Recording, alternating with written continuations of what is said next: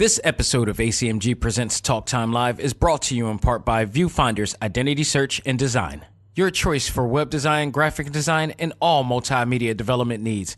Visit VFISAD.com and let us bring your vision to reality. Previously on Talk Time Live exclusive. Unity and diversity. Mm-hmm. And that's it's not just a slogan, but it's a belief system. And when you say that, if we could all have unity and diversity, if we all really took that to heart, and what that means is we are all unique individual beings on this planet. We with different races, different cultures, different belief systems. And the one thing that unites us all is that. Mm-hmm. And if we can all respect each other's unique beliefs, unique cultures, unique ideas, unique language, unique, ways of preparing food. If we all respect that and we gave each other respect in the sense that I honor, and if we could look at each other and say, I honor you, for your mm-hmm. beingness, for your skin color, for your culture, for your belief systems, and I honor that. And all I ask in return is that you honor mine too. That is the one factor that can bring all of this planet, everybody on this planet together and harmonize in a sense that we don't all have to be assimilated into the, like the Borg, right? Be a simulation exactly. and be the same thing.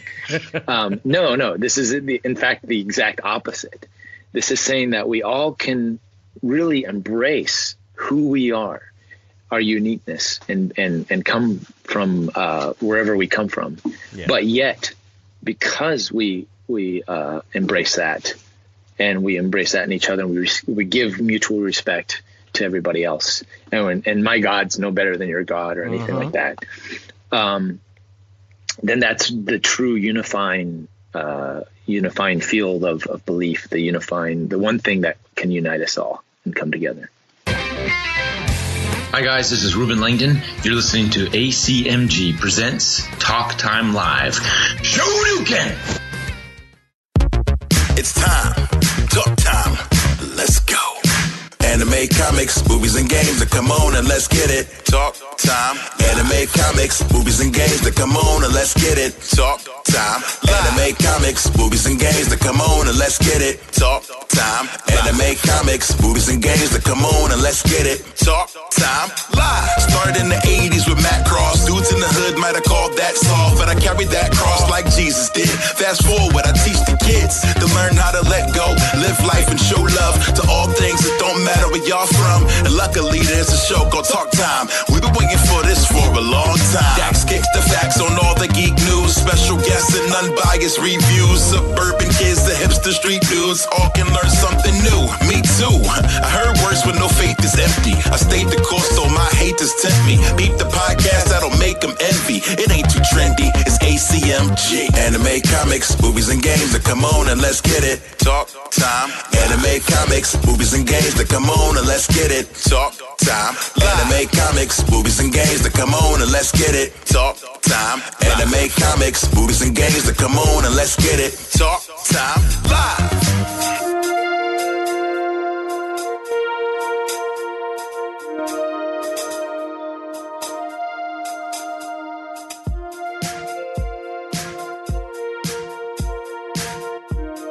Ladies and gentlemen, welcome back. This is A.C.M.G. Presents Talk Time Live, the Prime Show. I am your host, Xavier Josiah. Folks, I hope you're having a great week. I know I am.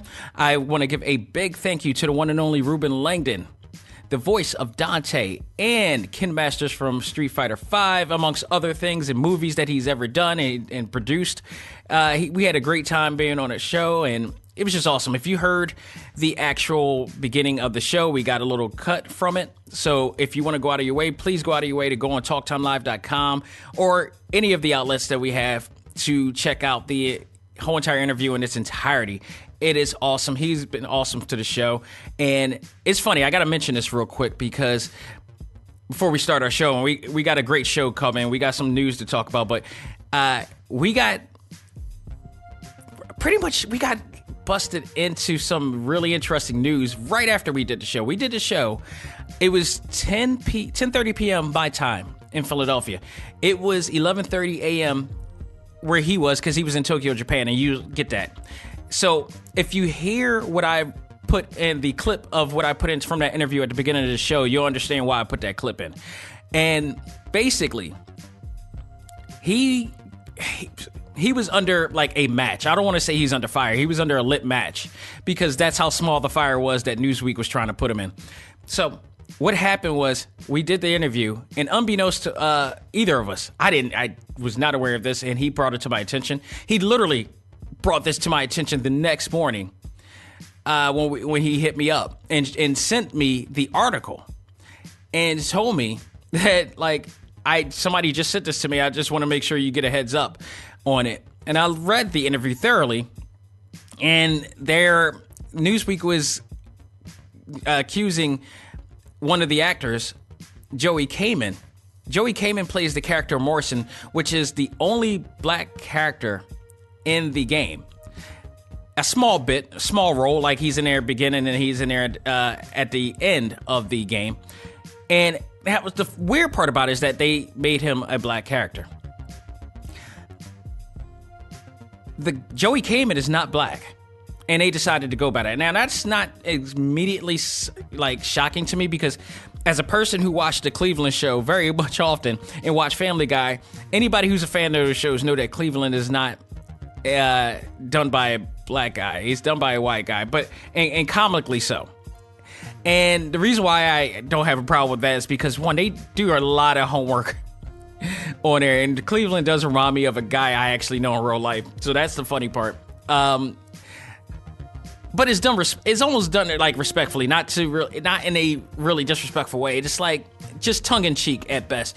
And to Joey Kamen's credit, he did a pretty damn good job playing the role, because I had no idea that he was, even remotely not black. I thought it was like Kevin Michael Richardson or something like that, who does every deep voice part in almost every game and animated show. So I don't know why they went to Joey Kamen. I'm like, all right, but honestly, I kind of do, because to his credit, he did a great job. But with that said, Newsweek caught some footage that caught him under fire over some controversial video footage. Now, Joey Kamen is also not only an actor, he's a comedian, but he's like a shock value comedian. So he's a guy from, if you see him, he looks like a guy from the 90s and in the 90s, everything was shock value. Everybody was doing something crazy. But the one thing that you never do, ever, there's nobody is exempt from this. You never do blackface. Never. Well, all right. Let me rephrase that. Robert Downey Jr. kind of got away with that, but it was written and done in such a way that we kind of like it was just like I don't know why he gets a pass, but for some reason he gets a pass for that. I still don't understand why he gets a pass for that, but and why we like it. But Tropic Thunder was hilarious, and the way it was done, I think it was done in a way that we were okay with it. It wasn't like berating us in a certain fashion, but the way what he did in this video came off as offensive, and very offensive, especially when he put a ski mask and some, with a little white ring in the mouth part section. So, and then pretended to be a DJ or something like that. So he since took those down immediately, and he's come under fire for that. I get that. But then they turn on to Ruben Langdon, who they did an article on him before talking about extra-dimensional and extraterrestrial, existence and whatnot. But now they throw him under the bus because of some remarks that he said regarding the Me Too movement, Black Lives Matter, and his view on Vic Mignogna.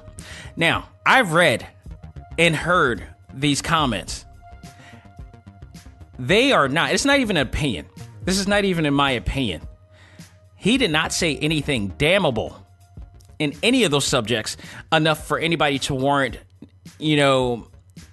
putting him on a stake. It just wasn't. After reading it, it was like, what did he say that was basically damnable? here in the article. He basically was talking about his views on, the movements that we've had. And while they were good at the beginning, they were tarnished after a while. And he doesn't believe that it's going to change anything. I've had conversations like that myself, and it's true, because it's like when in a sense, we want them to work, but there's always something that they get turned around and screwed up in the midst of it. And it has happened. That's exactly what happened. I mean, they still exist, but it got, because of certain wrenches thrown in the cogs of both of them, they kind of like downfalled in a sense. It's not to say that we're not still fighting a fight, but it didn't happen away. And then he also continued it with an actual, what he believes should be a solution, which is just, let's all just start over from the get-go and just start, which I said this before. I just recently said on my Facebook account before we had that interview, before I saw this article, we need to reboot America, period, because all these damn movie reboots we doing, we need to reboot this country. Just start all over and just start a whole new everything. It just really, I mean, it's easier said than done, but if we all thought the same way and just stopped and just started trying to figure out how to treat each other better and do it, just like he said in the beginning of the clip that I just put on for this show from our interview, that's the guy I know. So Newsweek had their intentions, and then also he mentioned his belief in the Vic Mignogna situation too, which again, because he knows him, he has every right to say what he needs to say about his feelings on Vic, whether people like him or not. If anybody that can speak on it, it's him, because he's worked with him more than once closely. They've worked together. So I can understand that. If I spoke with somebody, like I absolutely have, somebody that I known and worked with and, teamed up with in the past that has been known for doing some interesting things that he should not have been doing, and I did my research on it and things started connecting, and I no longer hang with that person as a result.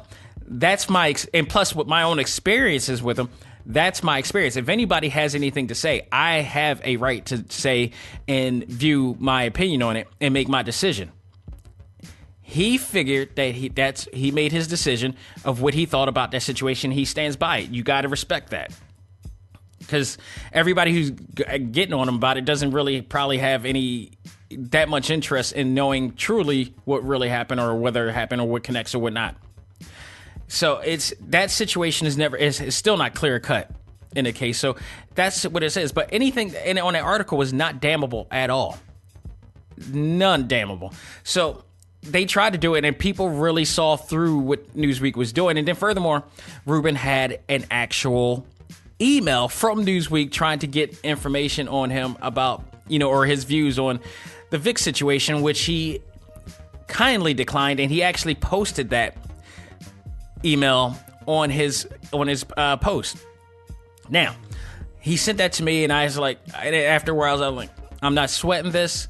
You said nothing wrong on your case, so I have no beef with it. Joey Kamen is one thing, and I pray that he apologizes for that, and hopefully all will be forgiven after that. With that situation, he did something, hopefully I'm hoping it's years ago, despite the fact that one of the bits that he did was that of a MAGA, a stereotypical MAGA supporter. So I don't know how recent that is. That's pretty recent. That's a rough time, Joey, for you to do, but nonetheless, hopefully he will make amends, understand how offensive that is, and hopefully we will see him become, people forgive him or something. We don't know. The way the people are today, who knows? But just like we spoke about on our interview, like, we need to just go a different way about how we do things in order to bring peace to everybody else. But I highly recommend going out of your way, if you haven't already, and thank you everybody for going in. It's been the highest downloaded and listened to episode we had this year so far. And I gotta say, man, it was great to have him on the show. It was always great to have him on the show. He's been nothing but the nicest guy. He's a great friend. Everything that I ever asked of Ruben, he's been down with and he's done, and he looked out for me many times. So I will refuse to believe anything that any dumbass will say out there that is accusing of him, because guaranteed they don't know him like many others have. And again, if you listen to the interview and you read that article and the words that he said, use your critical thinking, read it thoroughly, listen to it thoroughly, listen to this thoroughly. You understand what truly a spirited man this guy is, and he has no hate in him by any stretch. Many proof to that. But thank you again, Ruben Langdon, for that. I enjoyed it. Of course, like I said, I enjoyed Devil May Cry 5. I'm still going to play Devil May Cry 5. Here's the situation. Morrison, who, by the way, in the anime version, Morrison's a white guy. And that's really interesting. I don't understand why they went and changed the character around, whatnot.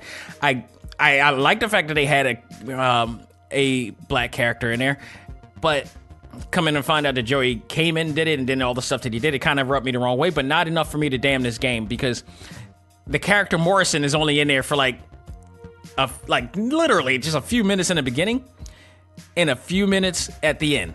That's it. If they truly wanted to, they can redub that bit. It's just simple as that. They could just redub that whole thing and just, patch it with a new voice. And really this time hire Kevin Michael Richardson. That guy does everything. Come on. But I'm not damning the game. I'm not damning Ruben. I'm not damning all the hard work that everybody has done. If Ruben did it and said all those things, that would have been a total different thing. that would have killed the actual game. Immediately killed the game. But he didn't, and thank God. But I thank him for reaching out to me when he did on that situation. And his fans looked out. There's plenty of different YouTube footages out there of people knowing and getting and talking about how Newsweek was trying to, put shade on Ruben for what they did. They saw right through it. So, it didn't really catch fire. It only caught a flame match at best. So, yeah, it just came off really thirsty to me. It just came off insanely thirsty, in my opinion, on Newsweek's part. You could have just stuck with the Joey came in part, and that's it. Then you tried to throw Ruben in for extra measure. Nah, that's where you screwed up, and you didn't have enough merit to do it. That's when you screwed up, in my opinion. So that's all I got to say about that. But thank you, guys. Go out of your way, check out that interview. It's hot. About an hour and 20 minutes, maybe an hour, 20 minutes, 30 minutes. Just great conversations talking about his, of course, DMC5, his trip to Guatemala, which, by the way, Newsweek never covered that. Not the fact that he almost got shot up. Him and his friend almost got shot up 6 times at Guatemala. Never caught that. They got that controversy, which didn't hold anything. So, we talk about that, and then we also talk about his extra terrestrial or extra dimensional, research and documentaries and the things that he produced. He's a great dude. Go out of his way to look out for everybody that he ventures through, and he's just awesome. I just love having him on the show. So, thank you for that. But, ladies and gentlemen, I digress. We got a great show coming today, because not only we got a lot of news talking about, really, we got some news to talk about today on Talk Time Live, but we also got to talk about Jordan Peele's Us. I got a chance to see it. He's the only guy that is going to convince me to go see a thriller, and, it's just it. I got to support him. Not just for obvious reasons, but I'm a big fan of his writing. I'm a big fan of his comedy. I'm a big fan of him, period, and his genius. And we got to talk about, was Us actually a genius this time? Was it better or not as much as Get Out? We'll see. We'll talk about it in our talk topic today, but let's not waste any time. We've talked about things enough, but we got to talk about the big news that came out this week, the insanely huge news that came out this week, news that we've been waiting for. So without further ado, let's find out what's new in the world of A.C.M.G. And now, it's time to find out what's new in the world of A.C.M.G.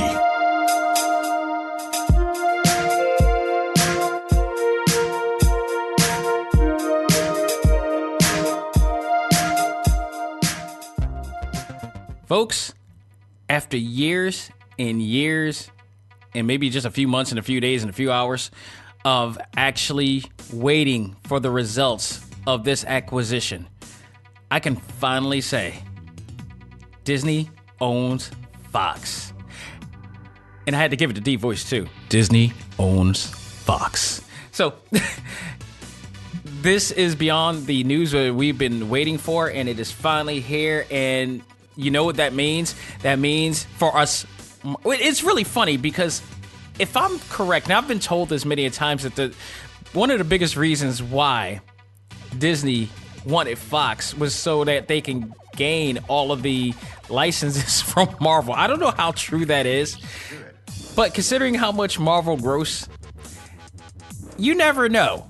You never know what that is. I really don't know how concrete that is, but you know, they're gaining a hell of a lot more than just the Marvel licenses. They're gaining, you know, everything Fox owns, from Fox Sports to Fox Animation and FS1 and 2 and just everything. The studios, all that. I mean, they're getting every bit of thing. So while it is definite that Marvel will get back all of the Marvel properties that Fox own, like X-Men, Deadpool, Fantastic Four, a few others. I believe Submariner's in there too in some cases, I believe. Nothing has been said as to how they will work out in progress with other networks, such as, like I mentioned, FX, FSX, FS1, FS1, and their movies. You know, they got a lot of movies coming out. I mean, I guess we're definitely going to see X-Men. We're finally going to see the X-Men, but after that, I don't know what they're going to do. They're going to reboot it. They're going to, you know, do we need another reboot of the X-Men? If anything, can they just use the same actors and actresses that are involved? Because they already made a name for it, and just do something different with it? I don't know. I mean, we've seen enough Bonds, but I guess I could handle another version of X-Men. But it's just very interesting. I mean, there's so much more to this than just the Marvel licenses and franchises involved. So we'll see how this goes. But I don't know if you guys have actually seen it, because I watched it, I think, watching one of the shows the other night on Fox, and they already came out with a commercial that was hinting on the acquisition of from Disney. They didn't exactly say Disney, but they're saying a whole new world is coming, a new generation of things is coming. Just wait and see. And you know, you actually saw WWE SmackDown on there as well, because that's coming to Fox. And they got for those who don't know, WWE got a huge multi-million-dollar contract from Fox to air SmackDown on there. And I think with the intentions that Ronda Rousey was going to be a part of that, but we'll see how that goes. I don't think she's gonna be around long enough to be in that show. Maybe a few appearances or something like that, but I will see. But it was really hinting on the things to come, and it was funny because they used clips from the show Empire, which had Lucius Lyon, Terrence Howard's character, say some things that he said about the Empire, but they use it in reference to what's about to happen with Fox. The irony of that is that it's from Empire, and with everything going on with Jussie Smollett right now, and Disney owning it and everything that happened, it'll be interesting to see what's going to happen with that show. Could this be the last season because of that? We'll see. Jussie, really, hopefully you prove yourself wrong there. But I digress. The reports from Hollywood Reporter is also forecasting a huge number of layoffs, unfortunately, due to this acquisition. Usually is the case, but they're forecasting a number of around 4,000. That's the reality that we don't see from this. And I'm glad the Hollywood Reporter mentioned that, because that's an extremely important situation. You know, all us fans, especially our comic book fans, our movie fans, all we're thinking about here is the actual, you know, we're thinking about ourselves. We're thinking about the fan factor of it. We're not thinking about the people about to lose a lot of jobs, because they can't fill all that. They're going to get the best of what they believe is the best. And the rest of them are going to be scrounging around for another gig at the results of this. So at the same time, it's a very scary moment for these people with this. I mean, yeah, it's really, that's the really bad part here. I remember doing a report on Select Start. I believe Blizzard might have been the ones that they laid off a bunch of people. Not nearly as much as what the Hollywood Reporter is forecasting, but it was in the thousands. It was definitely in the thousands. And I believe they were U.S. jobs, if I'm correct, if I remember back. I could be wrong. But that was a major deal. And it was sad. Because I was reading tweets from actual employees and some of the actual celebrity voices that works on some of these games were actually sending links to people who were looking for other jobs. And that was really cool of them to do. And I don't know. That's another thing. I mean, like, if we take off the fan factor glasses and goggles and look at that, 4,000, even if it was 3,000, that's a lot. Even if it was 2,000, it's a lot. I really feel bad now. I mean, at the end of the day, it's going to be great for them, but I pray 4,000 jobs. And trust me, I don't know what the hell the government is saying or the president is saying. Jobs is not that, it's not that easy to get these days. This is not the 90s or the 80s. If that's the case, I would have worked with a firm a long time ago and, not done what I'm doing right now. It is not easy. Trust me, I've struggled myself to try to find an actual job in my field.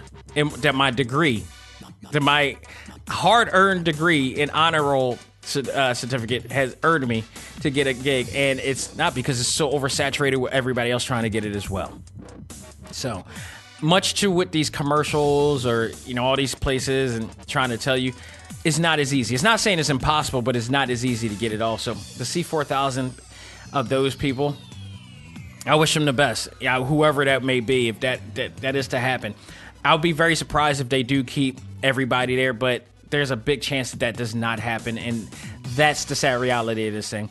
There are also reports that they may be shutting down Fox 2000 studio, picture studio as well, which is, I'd expected that. Just, what else?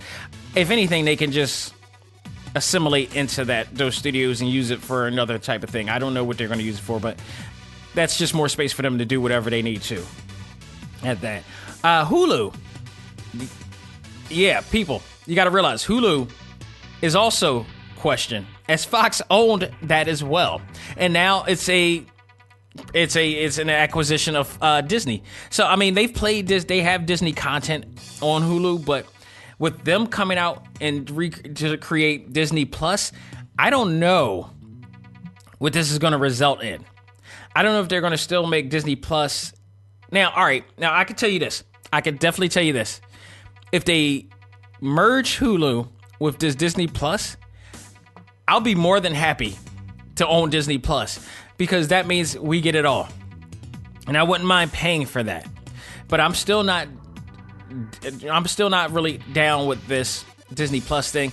And then you got DC Universe, and then you got Netflix, and then you got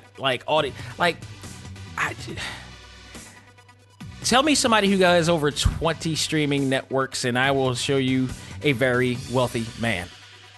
Because if you're paying for that much and you really can't afford to pay for all these streaming networks for gaming and movie watching and binging and all this stuff, dude, you fooling yourself. And if you claim that you're cutting the cord, well, I did a show about that and I did the math. I can tell you, you're not. So with that said, I'm hoping that Hulu actually stays the same or does assimilate into this Disney Plus and still have the same content, but also have the Disney content as well, because that will be awesome. That would be absolutely awesome, but we will see. I don't know what that's going to entail, but there's just so many questions towards this acquisition now. And I'm assuming we will get some answers soon once everything settles and they set everything. I got a feeling some people may be sad about it. Some people may be happy about it. It's going to be a mixed bag with this, but we'll see. But for Marvel fans, you can't be any happier. We're getting it all. And we're getting Marvel Ultimate Alliance 3, which is officially legit now. That was just a hint of what the things, if you guys don't know, if you're on a Nintendo Switch, that Marvel Ultimate Alliance 3, which is a game that people wanted for so long, is now coming to the Nintendo Switch exclusively. Kudos to Nintendo. So this summer is coming, and it involves every character that at one point was not licensed by Marvel Studios.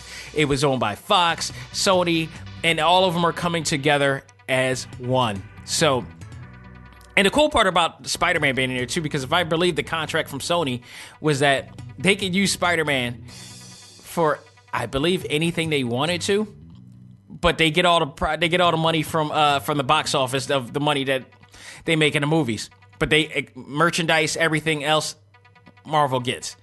Kudos to Marvel for that. That's smart. That was very smart. That's the That's the George Lucas move, pretty much, because he did the same thing with Star Wars at the beginning. He, all the Kenner toys that we used to own as kids, that all went to him. They got the box office money, but all that went to him. He made bank off of that. He may still be making bank off of that stuff right now. So we'll see. This is here. The moment we finally been waiting for. The biggest acquisition ever. This is the biggest thing to me since the Monday Night Wars in wrestling when Vince McMahon brought WCW. And acquired it. And, of course, that didn't lead to anything good on their part. But Vince had an ego. So let's hope that Disney does not have the same ego as Vince McMahon and it turns into all hell. So, speaking of streaming networks, DC Universe is offering 24 hours of free access celebrating Batman's 80th anniversary coming soon. So if you have not gotten in to that streaming network, you can jump in 24 hours, just see exactly. I would say if you're a fan of DC and content and you haven't seen any of the shows that they did, like Young Justice, Outsiders, Titans, Doom Patrol, which is now out, which I saw a couple episodes of, and I'm going to binge like crazy on that. Here's my plan. Take a day off. Whatever way you want to do it, sick day or whatever. Take a day off. Watch all of those shows as much as you can in one day.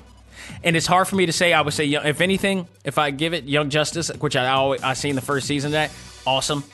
Titans, definitely go see that. But Doom Patrol, I saw the first 2 episodes that I'm like, this is really... And all of them, with the exception of Young Justice, all of them done by Greg Berlanti. So if you're a Greg Berlanti fan of the DCW shows, or what I call the DCCW shows, definitely go out of your way because the guy, he does it again. He does it again. So the thing you could do is you can always you can subscribe for at least a month and jump off immediately and unsubscribe to it after a while without getting extra pay. So you could do that too. WWE Network does that too. But I gotta give them credit. They got a lot to offer. I don't recommend draining your pocket for going into all these streaming networks. But if you're a fan of DC, if you're a comic book fan, I'm not gonna lie, they're gonna give you your money's worth there so far, and they're continuing to do so. They gotta, for the short amount of time that streaming network has been out, they provide a lot of great content in there. So here's your chance to do it. Go onto their website, find out when you can get it. I forgot I didn't see the date as to when, and forgive me, I didn't see the date as to when you can actually access this free 24-hour a day. But I'm telling you, if you're a DC fan, you should already have it by now. But if you're not, but you love the TV shows and all the stuff, you got to go out of your way to check it out.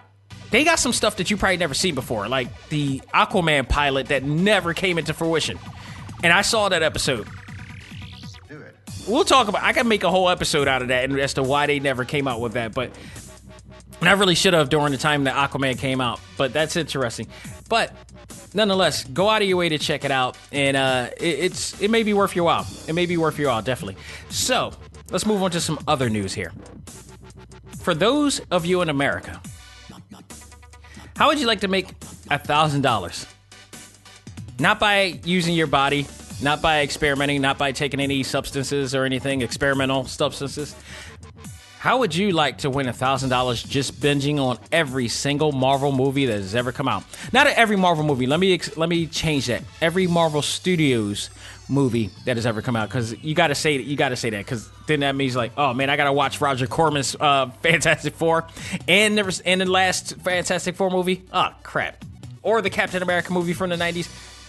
No, this is every Marvel Studios movie that's been done since 2007 Iron Man to Infinity Wars. Actually, rephrase that. Now to Captain Marvel, because that was the recent one. So this TV company called CableTV.com. I know it sounds kind of weird that it's just such a simple domain name, and they got it. CableTV.com wants to pay somebody $1,000 to binge all of the Marvel Studios movies. That's everything from the Marvel Cinematic Universe. The chosen candidate will receive not only just $1,000, but will also receive some MCU movie swag as well. Like 10 popcorn cans, mugs, soda mugs, just movie paraphernalia, if you will, t-shirts, all that stuff, along with you getting paid $1,000. The TV company wants to also find somebody who is very knowledgeable in the Marvel Cinematic Universe, which that won't be hard to find. They also want an active social media personality, meaning somebody who will be able to throw tweets of their experiences while they're in there. You must be 18 years or older, and you got to be in America. So kudos to that. You also, in order to enter and be chosen, you have to enter you doing a 200-word essay or write-up to why somebody should pay you to watch all of these movies using your MCU knowledge as well. So if you're interested, jump on there, go to CableTV.com and find out if you're going to be the chosen one, and we'll see how that goes from there. So good luck to those who would do it, and good luck and congratulations to the winner. And good luck, because I did that last year. Not completely binge, but if you guys remember, I binged. I didn't binge, actually. I did the test. I did the challenge. And the challenge was last year, leading up to Infinity War, was to watch one movie a week leading up to Infinity Wars. And you will absolutely watch every movie per week leading up to Infinity Wars. It was like 17, 18 weeks. And it was, 17 or 18 weeks. And I did. And not only did I do that, but I also watched, in between, I watched actual episodes of Agents of S.H.I.E.L.D. that was connected to some of the movies too. So it was a task. I think it was more of a task because I had to keep control, because what I really wanted to do is what whoever is going to be doing this contest is doing, and binging all through them at once. It's easier to do that, I believe, than it is to wait every week, knowing you absolutely have the ability to watch all of them now. And I had to wait every single week. And it was so hard to do. But I did it, and I don't know. I'm thinking about it. I thought that this was going to be harder to binge through all this. It might still be hard to do it, but doing it all that week, and like, I wanted to just binge through it now, but I was like, no, I'm going to keep control. I'm going to do it. And I did it. So we'll see how that person goes to see if they get drained out by that. They're going to have to drink a lot of coffee or something like that to get through all that. It's like, it's about like 20, how many is it now? I think it's like 20 movies now. I think I don't know. Last time I counted, it was like, I think, isn't Captain Marvel the 18th? Somebody correct me here, but it's a lot of damn movies, I can tell you that. So, oh man. So we'll see. We will see. Speaking of which, I'm gonna go over to this on my notes because I went over this, but Captain Marvel is expected to gross, and probably has already by now grossed, $900 million worldwide, almost reaching the billion mark. That is awesome. I thought it was a great movie. It was a fun movie. It wasn't the best movie, but it was a very good movie. And in some cases, now you know what? It wasn't to that extent. I'm not going to give it any more than it was. It was a good movie. It wasn't anything new or explosive that I haven't seen, but they did a good job. It felt like a prelude movie at best, but I loved it. I enjoyed it. I love what they did. Brie Olsen killed it. She deserves everything that she gets from this movie, and the money is warranted. I would go see it again if I could. Definitely. I'm definitely going to support this movie all the way through. It was a really good movie. I actually did. I don't like to compare the two, but since it is DC and Marvel, I did like their attempt better than I did with Wonder Woman. I still absolutely love Wonder Woman. Cinematically, I think Wonder Woman is better. Cinematically, I think they're better. They did a lot with that. But at the end of the day, Wonder Woman really did feel like Captain America to me in so many levels. So what they did, I like the fun feel that they did with Captain Marvel on here, but both movies are awesome, in my opinion. So go out of your way to check that out if you haven't seen Captain Marvel yet, but keep putting in the money for that. It recently raked up $825 million worldwide on Friday. So it needs 75 mil right now, and that's of course 286 million here and in the States, I believe, and domestically, and 538.6 million internationally to get that amount there. So that was the amount that I got on Friday. Now I'm pretty sure it's probably moved up. I don't know to what extent, but congratulations to everybody involved in that. It already superseded movies like Sam Raimi's Spider-Man, which was like 822 back in 2002, I believe. Wonder Woman, and it surpassed that at 822. And now it's the 16th highest grossing comic book movie of all time. Hey, keep it going, man. I gotta say, man, they did a great job. And the Stan Lee intro in the beginning, man. So heartwarming. And here we go. I mean, we're just going to keep seeing it, man. I want this to keep going and keep growing at all times. Just seeing diversity like this, and especially going into the next generation of Marvel movies coming out. Kevin Feige saying that he's going to bring a lot more diversity and a lot more, intrigue to this genre after the final phase of this when Endgame come out. So we'll see.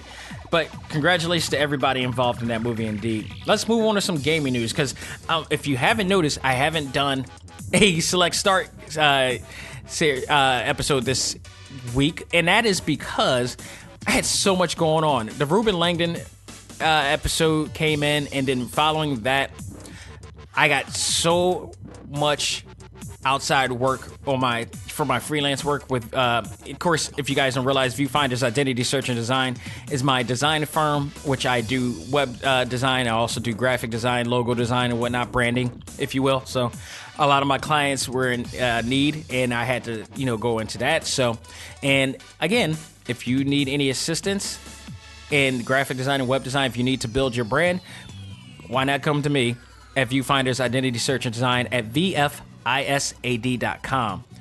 Can't plug it any better than that. And if I've worked with some of your favorite people in the world of anime. So if you go into my website, you'll find out for more. Actually, I need to upgrade that website because I've worked and done some work for more people in the industry. Naruto related, I'm best at that, but still, I made it work. Actually, most of those clients are Naruto based, so that's that there. But nonetheless, you could definitely go out of your way to do that. But this week has been so busy, and with me doing that I wanted to, because there was some great information from Nintendo with their Nindies. But I'm gonna transition over that to next week, because and the fact that, shout out to Matt Papa from NT Creates, who's been on my show, who works for NT Creates. They, in the midst of the Nindies showcase, popped up with a big surprise that Blaster Master 02 came out the day of that announcement. And I was like, come on, man. So I was going to do a review of Kingdom Hearts, which I'm still going to do, but now I had to add on Blaster Master 0. So now I got to review both of these, and I'm like, there's no way I'm going to be able to do this, plus all this information coming out. And I'm glad I didn't too, because the news that I have right now involves PlayStation, and they just announced that the State of Play, which is their new live broadcast showcase, is going to be coming out, which I believe today's the 24th, is coming out tomorrow on Monday, on the 25th. So I believe at 12 Eastern, no, it's 5 p.m. It's 5 p.m. Eastern Standard Time, I believe, is coming. So that's going to be coming out. So I'm glad I actually, because now I got even more news to talk about with the Nindies showcase, with the reviews that I have, and now this new information on there, because rumor has it that they may actually announce a lot of news involving the future of PlayStation. They already spoke about that. There's definitely going to be some game news coming out in reference to what they're doing, but many are expecting or have expectations that they may be announcing the PlayStation 5 or the newest edition of PlayStation that they're coming out. And this is in reference to them not doing the E3 presentation that they normally do, which is a huge move and a huge blow for E3, because that's usually the marquee presentation that everybody comes to see. And they usually are the ones to knock it out the park. So it's going to be interesting to see what they do and how they come out of this. Is this whether this is a good idea for them to do? So this really affects E3 in a big way, and I'm going to be very interested to see how E3 this year is going to take with the fact that Sony, their biggest proponent, will not be there this year. So we'll see. But tune in tomorrow, I believe 5 p.m. or just check PlayStation to be sure. I believe it's 5 p.m. Eastern Standard Time that they are going to be presenting that and showing that. So get ready. The State of Play is coming. We'll find out what's going to be coming for the future of PlayStation there. So, last bit of news I want to bring up here, because I don't talk about this much, and I don't understand why I don't talk about this much, but I watch the CW shows all the time. Excuse me. I watch the CW shows all the time, and I love everything that happens on those shows. Greg Berlanti Productions is awesome. And last week was the episode that we've been waiting for in Supergirl. Jon Cryer, you guys know him as Alan on, 2.5 Men, and he's played tons of movies out in years, like all those Molly Ringwald shows involving, movies involving Charlie Sheen, especially. He was on Hot Shots, I believe, too. That's the one that he was on. And he was on 2.5 Men. He's an Emmy Award winner, multi-Emmy Award winner, if I'm correct. He got picked to play Lex Luthor. He was casted to play Lex Luthor. People were very skeptical about it, him playing Lex Luthor, or his experience with Superman. What we didn't realize and absolutely forgot is that Jon Cryer played a cousin of Lex Luthor, or a nephew of Lex Luthor, in probably the worst Superman movie of all time of the Donner films, and that was Superman: A Quest for Peace. He played a character, and he almost played like the same character that Seth Green played on what is it? What was the movie that he played on there? Austin Powers. Because remember, he played the nephew or the son of Dr. Evil. Jon Cryer kind of played a similar character on Superman. He played Lex Luthor's nephew, which was one of those characters. He was kind of like the Poochie of the movie, for like Poochie from The Simpsons, because it was like this character that was just put in there, and it was like, okay, what's going on? Why is he here? was it a point for him to be here? Not knocking what he did in the episode, because he did well as the character that he played in there, but lo and behold, Lex Luthor Jon Cryer has experience, so we got to see him play Lex Luthor. Man, I was absolutely blown away at his version of Lex Luthor. Say what you want about the beard or whatever. That's a whole new thing. That's here nor there. But Jon Cryer, this version of Lex Luthor, very impressed by it. Knocked it out the park. Was totally blown away. His version is that of a mad genius.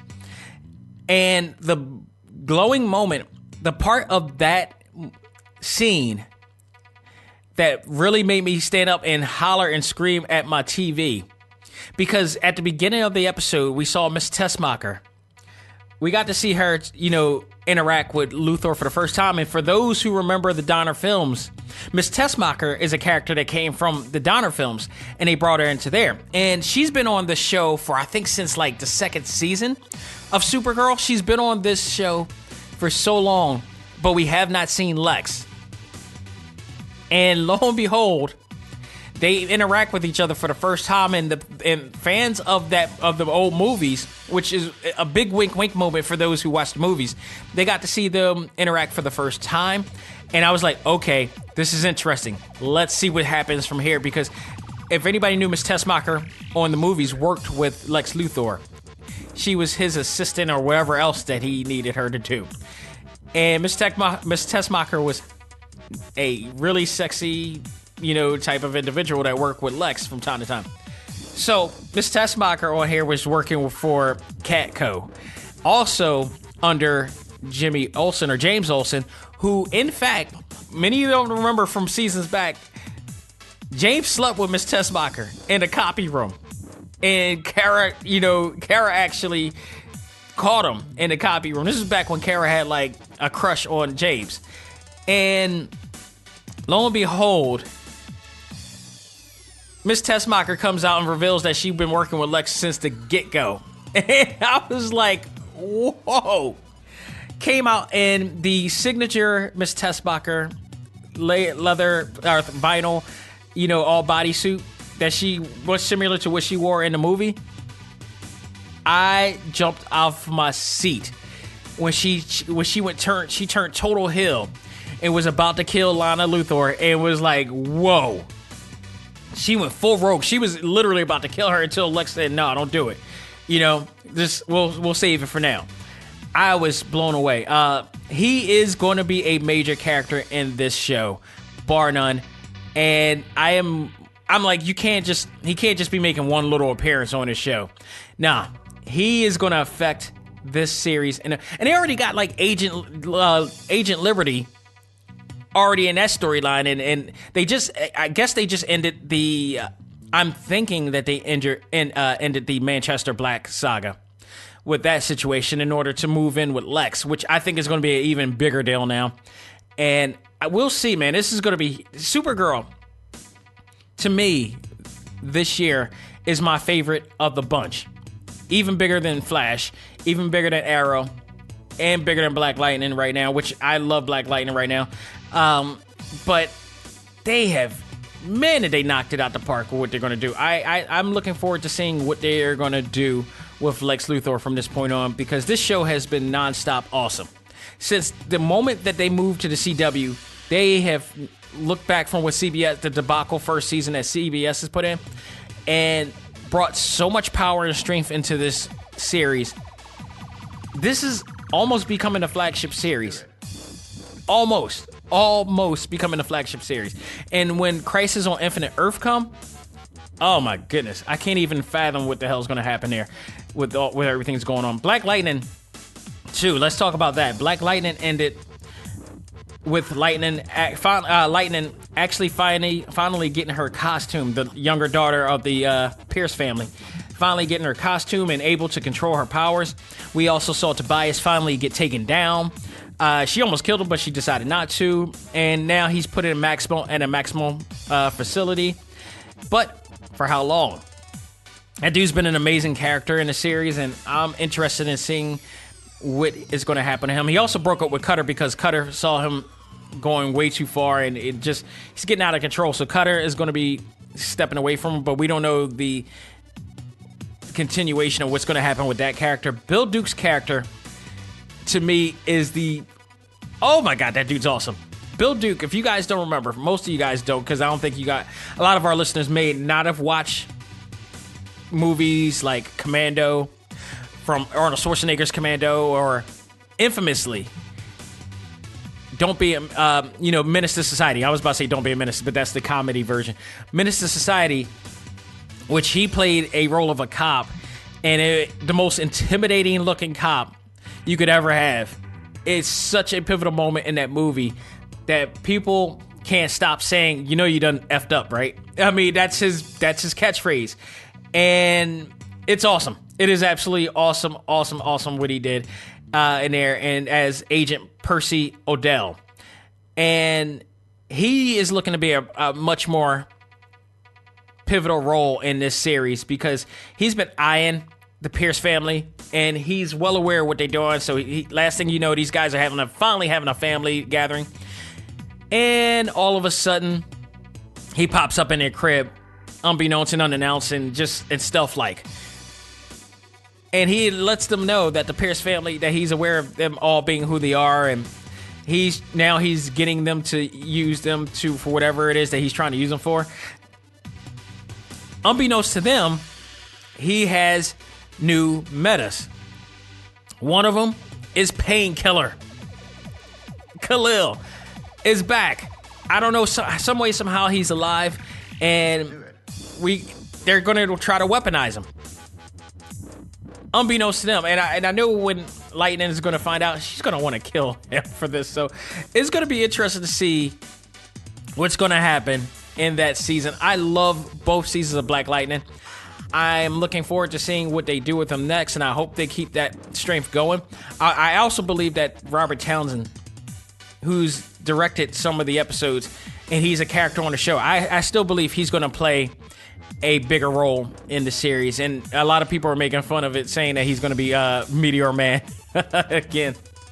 I hope that's not the case. I love that movie, but no, we got a legit black hero now. We got a bunch of legit black heroes now, and as much as I love what he did with Meteor Man, I'm not knocking Meteor Man, but we also didn't have the technology and the mindset to do what is being done now, which is appropriately done. And I'm glad that he is getting to be able to be a part of what's going on for black comic book heroes, because he made a black superhero when Hollywood wasn't even trying to invest in black superheroes or created it all. So, this is a paying homage to what he's done. Not only just that, but paying homage to how much of a talent Robert Townsend is.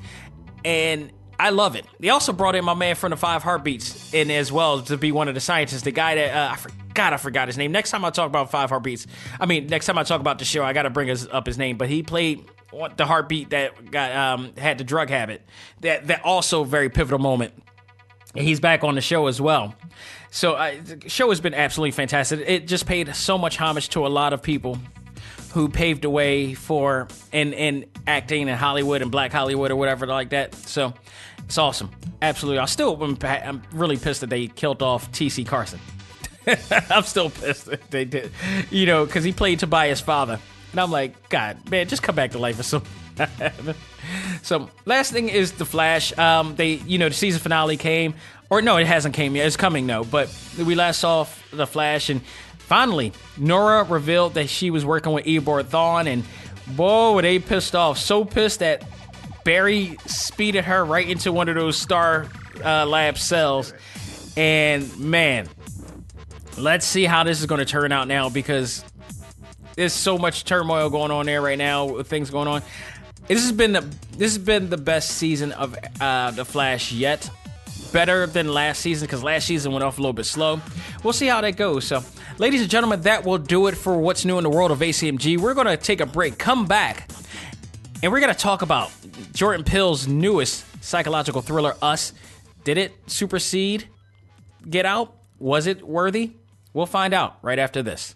Ladies and gentlemen, this is Dak Xavier Josiah, the host of A.C.M.G. Presents Talk Time Live, the podcast. You want to catch up with all of our podcast shows and hear from some of the hottest names in all of anime, comics, movies, and games, such as... This is Miley Flanagan, the voice of Naruto. This is Stephanie Shea, the voice of Sailor Moon. This is Ruben Langdon, voice of Ken Masters and Dante from Devil May Cry. Hey there, this is Kyle Hebert, the voice of Ryu from Street Fighter V. This is Chris Battle, character designer of Teen Titans Go. Here's your chance to check out all of that and more on TalkTimeLive.com.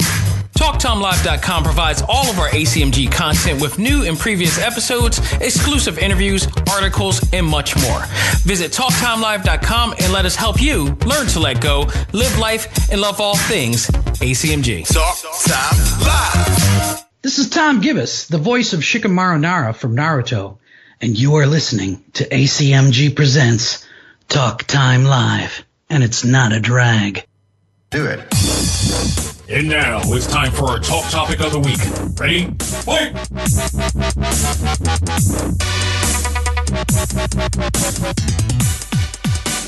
All right, folks, we are back with our talk topic of the week, and it is my review of Jordan Peele's newest addition to his psychological thriller, and that is Us, a movie that I don't normally go to see. Like I said it many a times, I'm not a horror fan, I'm not a psychological thriller fan, but I'm a Jordan Peele fan. So it was like one of those damn butt type of situations, and I just went for it. I was with bits of hesitation. I did the same thing before when I went to go see Get Out, and just like I did with Get Out, I came out very well pleased. I enjoyed it. I was kind of blown away at things, and I really love what he did with this. And I could tell you this, because I grew up in 77. I'm an old man here. I'm grown folk here. I grew up in 77, so I was around during a lot of these things that was referenced and mentioned in this show, and was some of the key points of what was going on to this show. I was in a theater. In my theater that I was in, Cinemark, I believe, this time. And I was in a theater with a bunch of younger kids, millennials, younger generation, that came to see this movie because they're fans of Jordan Peele. I can understand that.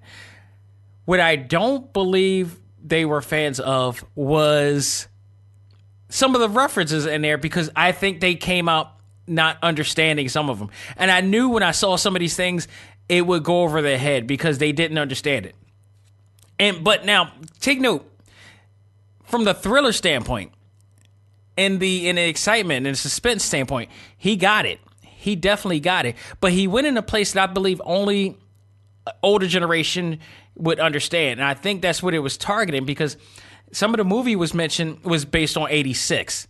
So during 86, and I was young, I was a young boy at the time. During 86, we had, Thriller, we had Hands Across America, we had We Are the World, all that stuff. All this really cool stuff that was going on back then to try to make a better America. All right, not Thriller, perhaps, but Thriller was just a phenomenon at the time. And Thriller really made a big deal when that first came out, because if you guys remember, for all you grown folks out there that saw the original Thriller video, that scared the living shit out of people. That movie, it was a short film, to be at best. It was a video, but it was a short film by John Landis, if I'm correct. And that changed the way that people made videos, because it was a whole feature film that they made out of it. It was deep, special effects, all this stuff. Like, if not for that video, we would not be seeing some of the most elaborate things that we've seen today, including, Michael Jackson Bad, which was done by Martin Scorsese, which also featured Wesley Snipes, if you guys don't remember that. And there were some high references and praise to Michael Jackson Thriller in this movie. Some great references in this movie, especially at the very end of this movie, where and by the way, if you have not seen this film, by now you should know that I will be spoiling some things in this film. Not everything, but some things in this film, including the twist at the end. So if you have not seen this movie, I highly recommend you wait to see the movie and then come back to hear my thoughts on this. But yeah, it's just a warning now.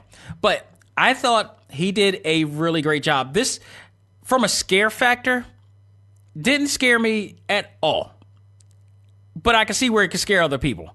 And luckily, I went to the theater with my people, because my people was like not afraid of this whole thing. And we talk a lot during the process. So any bit of the scare factor that happened did not happen, because everybody made it a little bit of ease. But there were some great thrilling moments in there that they did. And basically, the situation is basically the premise of the deal is that Lupita Nyong'o's character, who's I believe is Adelaide, played as Adelaide Wilson or Red, basically, which is like, remember, they play two different roles. One of their normal, what's supposed to be the normal version, and one of what is known to be the shadow version of them. So they wind up playing, she was a little girl in 1986, right around the time when Hands Across America was being promoted. And she wound up actually running away isolating herself to a disclosed area, because they went to the beach, and the mom and dad, they went to the carnival, and which is in their beach area. And the mom and dad was with them, and the mom went to the bathroom. The daughter was supposed to be standing right there with the father, watching him play, whack-a-mole. But she goes running off into her own thing and ends up in this fun house, which happened to be a very creepy area. And it was during the time where, if you notice, the sky was very dark. It was lightning. That took a significant moment. I think that was the very moment when things have changed, which was during that thunder and lightning that really significant looking thunder and lightning, very dark clouds and everything came out, and you seen it behind her background. And that's when things change, and this all of a sudden she goes in this house of mirrors, and within the mirrors, there's actually somebody that looks just like her. And that's when you just all of a sudden now they go straight into the grown-up era. Later on in the future, the now era, if you will. And for some reason, they take a trip back to this place, which scares the living daylights out of her because the house that they live in was her mother's. And they do these trips all the time, even though she is scared out her ass of coming back to this place every single time. And her and the family, also played by the husband, played by Winston Duke M'Baku from Black Panther, also was playing the husband, Gabe Wilson, and I loved him. He was such a dorky father. He played a really dorky father role. And here, really kind of nerdish, but he's a big dude, so he will stand his ground at times. And he was kind of the comedy role in this movie. And he had his really great moments. You had to love him. He was a goof, but you had to love him at the same time. And all of a sudden, they go back to the beach, and she's worried, and they're with friends that they hang around with every year. And all of a sudden, the son goes and finds this really strange guy. They come back, and that's when things get weird. All of a sudden, they go back home because she's really freaked out by the whole existence. She thought that the son was going to go through the same thing. The son ends up drawing pictures of his experience with meeting this really strange guy who looks a lot like the guy from her past. And this leads to them going home, her revealing to her husband that she had this experience, never telling him, which then everything just went to shit. And that's when the shadowed version of the family comes in, and they start tearing up, and it gets crazy from there. It just gets crazy from there.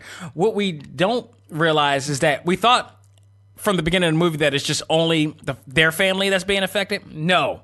Apparently there's a lot of everybody who ever visits that beach comes in there, and they already have doubles. And all of a sudden, so it's basically what it seems like, and this is an unanswered situation. What it seems like is that everybody in this who goes and visits this beach ends up generating somewhat of a shadow clone, if you will, in there that hides deep underground and lives underground. So everything that they do and they ever do in life, they do. But sometimes they're not even around to do it, And it came to a point where what I believe, I keep on saying her name wrong. Adele, what is it? Adele. Yeah, that's what I'm going to say. I'm just going to say Adele. Where Adele's character ends up, being the leader of the underground shadow versions of everybody. And they're leading a pack to take over what they haven't had. They end up plotting for years and years and years to be able to come back and kill everybody at the beach and everybody that in existence to take over. And this was some sort of a movement that was supposed to mimic Hands Across America, which was funny about that. When I saw that, I actually, I was a part of Hands Across America. I was one of the kids that I live in Philadelphia, and here in Philadelphia in Southwest Philly, they just happened to do that in our area. So everybody back then wanted to be a part of this because this was going to be a big deal. This was like the next best thing to, what was it, We Are the World. When We Are the World came out, it was like the upper excellence, the elite, if you will, the upper excellence of all pop stars and music artists. Lionel Richie, Michael Jackson, Tina Turner, I mean, you name it, Stevie Wonder, Cyndi Lauper, I mean, everybody, every huge, David Bowie, Elton John, everybody was a part of this. And Hands Across America was supposed to be the next version of that. But this time they were also bringing in Kenny Rogers too. I got to add him on. Because that was country too. So it was like every genre, everywhere just came together. That was the 80s, people. All different cultures coming together to fight one battle of hunger. Why can't we do that again? I digress. But they wind up, I wound up being a part of it because they did it in our area. So we had to make sure we be there at the appropriate time to all hold hands in this huge long line leading down our block and blocks beyond blocks as I guess a helicopter comes up to film us. The funny part about it is that like we're doing it in support supposedly, but we all wanted to be a part of it to look at the video and be like, yeah, there we are. Even though it's like millions and millions of people doing this footage, and we wind up really not really seeing each other because there's from a far view. So it's like you could kind of say you were there or you did it, that you kind of did it, but I was a part of that at one point, and I remember that vividly. And so the fact that Jordan used that as part of his element in this thing was really phenomenal, and it really took me back. Got kind of nostalgic on that. But the fact that they used that for a bigger plot to what's going on in the movie was even funnier in this thing. So I got a kick out of it because I immediately knew after a while watching the movie that that's where they were leading to and why they were wearing all red. They were all wearing red jumpsuits. That was it. If you watch the movie, the shirts, the Hands Across America t-shirts, the logo design, the design on there had red, stick figure people in there. The red represented that. And they were doing a Hands Across America thing. And I thought that was really awesome that they did that. It was kind of funny. So the other thing, too, was Thriller. Thriller was the other thing that they mentioned on here. So I don't know if anybody noticed at the very end of this movie where I'll mention the twist later on, but there's a part of it there that ends up. But overall, this movie was just, I liked it. I really enjoyed it. It didn't scare me as much as I thought it was going to scare me at all. And that is actually a good thing. But I think people in the theater enjoyed it. There were some funny parts, but I also believe that there were things in there that a lot of younger kids did not get. And I figure, like, if depending on your age, you're going to get some of the things that's going on here, what he was doing and why he did it. And it was strategically done well. I thought he did absolutely done well. My favorite performances are here, without a doubt. Lupita Nyong'o, she embraced Adele Wilson's, character. It was so well done. You could feel her fear very well. And for her to do the red version of herself, it was awesome. Because, just hearing her talk in such a creepy way, it was, oh man, it was crazy. It's like she was possessed. Winston Duke was, again, the great comedy relief for this, as Gabe Wilson and also as his shadow version, Abraham. It was awesome in there. Elizabeth Moss, I've seen her in so many damn films. She was in here too, playing Kitty Tyler. Or the opposite version, Delilah. I don't understand why these guys have names and they never mention any of the names in here. But she was in here too. Each of these people played their own different versions. Tim Heidecker, which was playing a husband of Kitty, Josh, they were funny as well. It was some really cool things. The kids, believe the daughter's name who plays Zora was Sahaj Wright Joseph. She was awesome. She was absolutely awesome. She played herself, but her creepy version, her Embray was what the name of this character was. She was probably next to Red, the creepiest of them all. Next to Lupita's character, she was the creepiest of them all because she was like, just because the daughter Zora was a runner. She was a runner. She probably is a runner now, and she booked when he told her to run at the house, and her other version just walked and somehow still met her up that way. It was creepy as hell. And the fact that she had a perm, I like the fact that they all had different hairstyles too. Winston had a bigger beard when he was Abraham, and there's probably so much we need to unravel with this movie that I can't even get it all into one segment. It's just, we really had to put a whole entire segment into a whole entire episode into everything that we probably did. And I definitely I recommend you will not get all this in one swoop. You will probably have to watch this movie again to really get some things you rather didn't get or need to find out to understand more. And then we'll probably need to hear from Jordan Peele to answer some questions like he did with Get Out too. But I just love the way that they did the opposite versions, the shadow versions of himself. Evan Alex also played Jason Wilson, the little young boy that was in there. He played the Pluto, which, man, that kid was creepy. He was just creepy as hell. He like playing with fire a lot. And it was just, man, that was crazy. And I do love I'll bring up my favorite moments too, because there were some really great moments in there too. But of course, those are all some of the best performances that I've seen on air. And I mean, the entire cast did great in there, but those are the ones that really stuck out. And they did on purpose for a reason. But it was awesome. I do like the fact that they got a little girl. I forgot. I don't see on. I'm looking at IMDb to see if they got the name of the little girl that played in the episode. But they got a little girl to play Adele's actual younger self. Which was great about that is that she looked just like Zora, but younger. She looked just like, so when you get to the future, you get to Adele when she's all grown up, but you see her daughter looks like her. I don't know if that's still, Shahadi, if that's still her actual self, but they kind of did CGI with it or not, but it looked just like a younger version of her. And then we see the grown-up version of her. So I don't know if that was just another actor that you just happen to see that looks just like her or not, but that was well done. I really like that part right there. And they could have, but I don't see a name of the actual daughter in here. At least I don't see it from my vantage point here.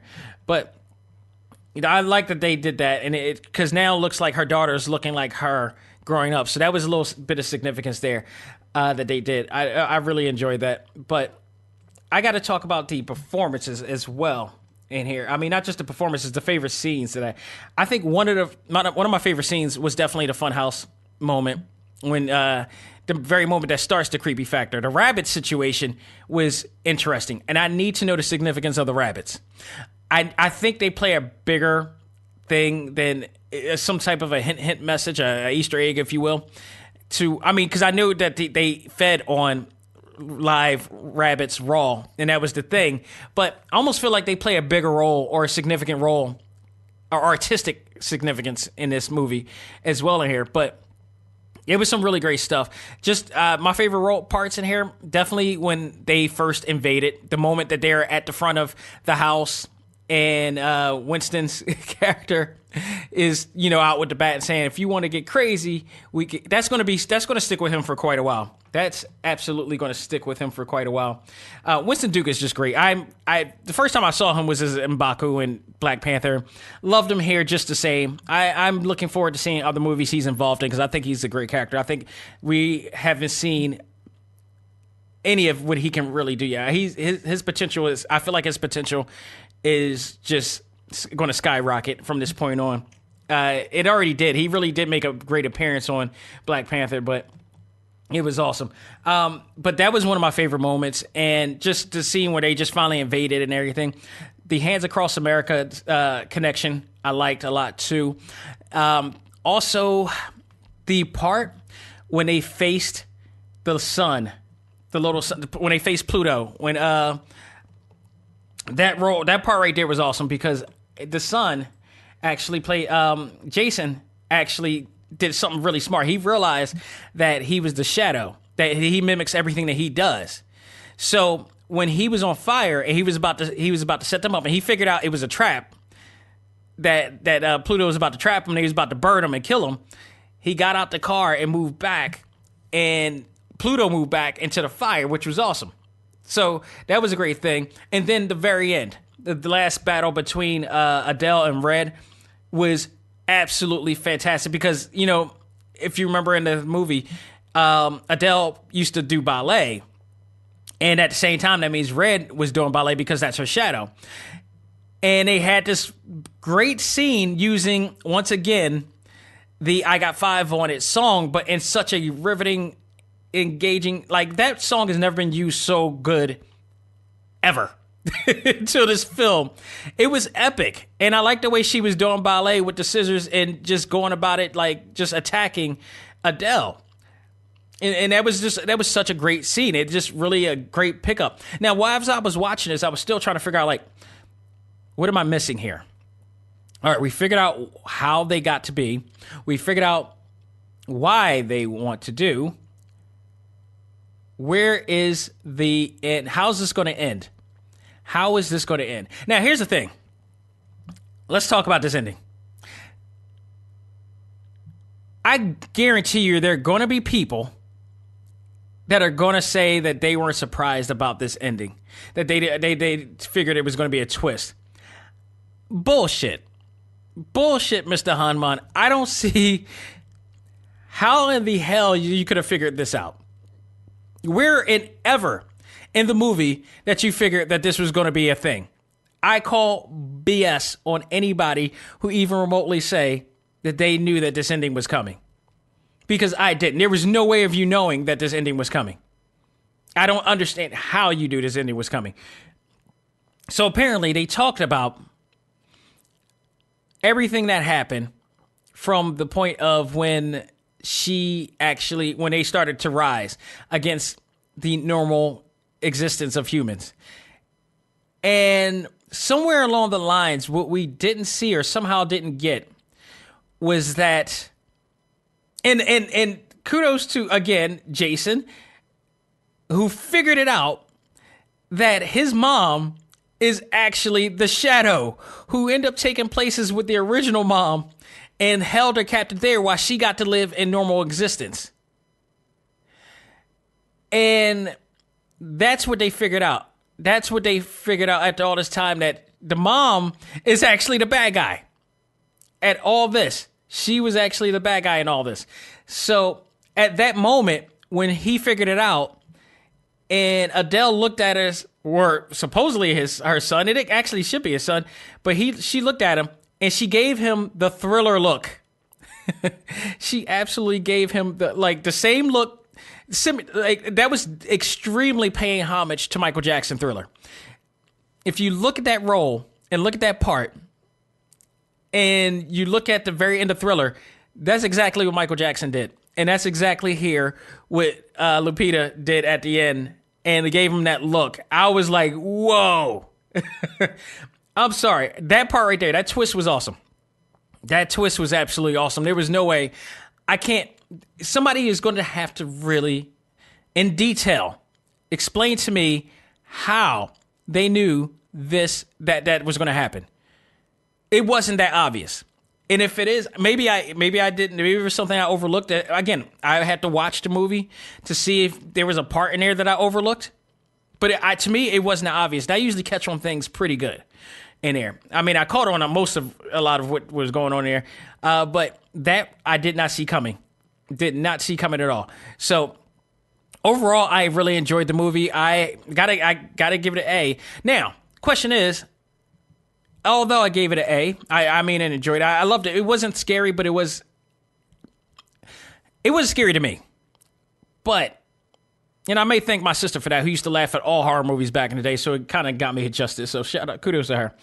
But I gotta ask myself, was this better than Get Out? I don't think it was. I think it was just as good.